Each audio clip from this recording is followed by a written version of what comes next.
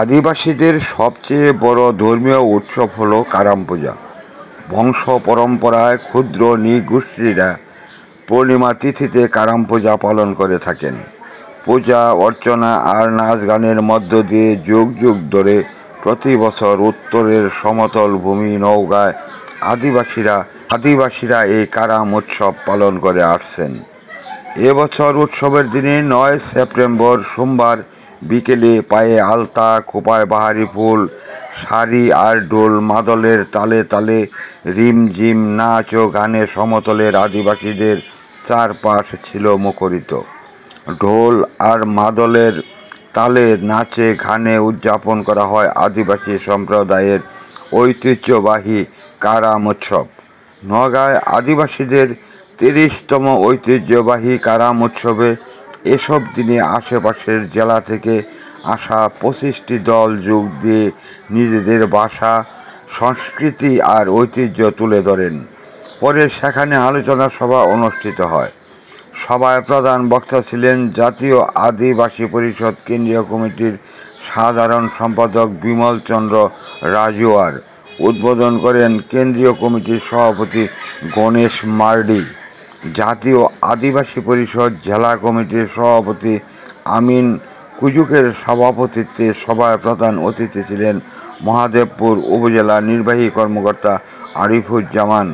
এ সময় জাতীয় আদিবাসী পরিষদের উপদেষ্টা ও সাংস্কৃতিক ব্যক্তিত্ব আজাদুল ইসলাম, বেসরকারি উন্নয়ন সংস্থা আইএসসির সভাপতি ডিএম আব্দুল বারী ও নির্বাহী পরিচালক আবুল হাসনাত সহ অন্যান্যরা বক্তব্য উপস্থাপন করেন।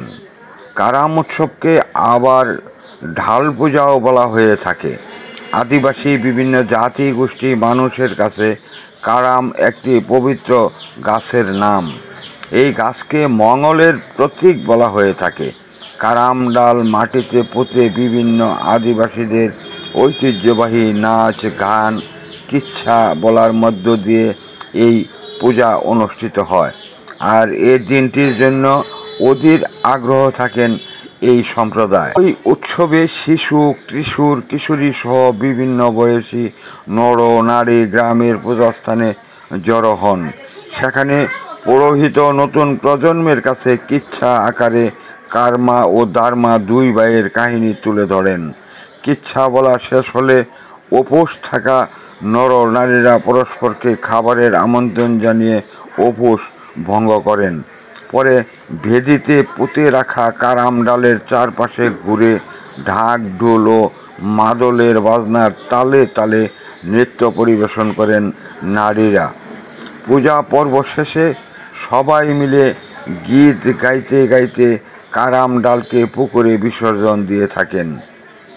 সমতলের ক্ষুদ্র জাতিসত্তার প্রধান উৎসব কারাম।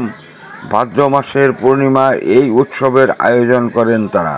ক্ষুদ্র জাতিসত্তা অধ্যুষিত গ্রামগুলোতে কারাম বৃক্ষের ডাল নিয়ে এই উৎসবের আয়োজন করা হয়। তাদের বিশ্বাস এটি অভাব মুক্তি ও সৌভাগ্য লাভের উৎসব। ধর্মীয় বিভিন্ন আচার অনুষ্ঠান পালনের মধ্য দিয়ে সৃষ্টিকর্তার কাছে মনের কামনা বাসনা পূরণের লক্ষ্যে প্রার্থনা করে থাকেন ক্ষুদ্র জাতিসত্তার এই মানুষগুলো।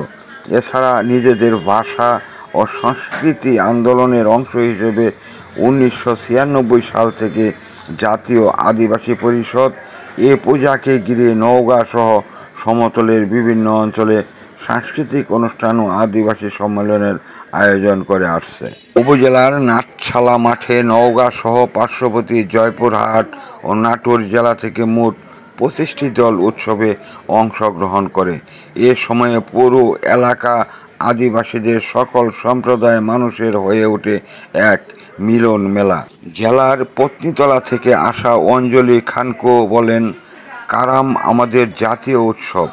এ পূজার মাধ্যমে সংসারের উন্নতি, স্বামী, সন্তান ও পরিবার পরিজন নিয়ে সুখে শান্তিতে থাকতে পারবো, ঈশ্বরের কাছে এই আমাদের চাওয়া। নবম শ্রেণীর শিক্ষার্থী লাকি তির্কি মুন্ডা জানিয়েছেন, ঈশ্বরের কাছে চাওয়া পড়াশোনায় ভালো করা সহ যেন জীবনে উন্নতি করতে পারি এছাড়া বাবা মার সেবা করা সহ দেশবাসীর সেবা করতে পারি। এই উৎসবে দল বেঁধে নাচতে পেরে অনেক খুশি হয়েছে।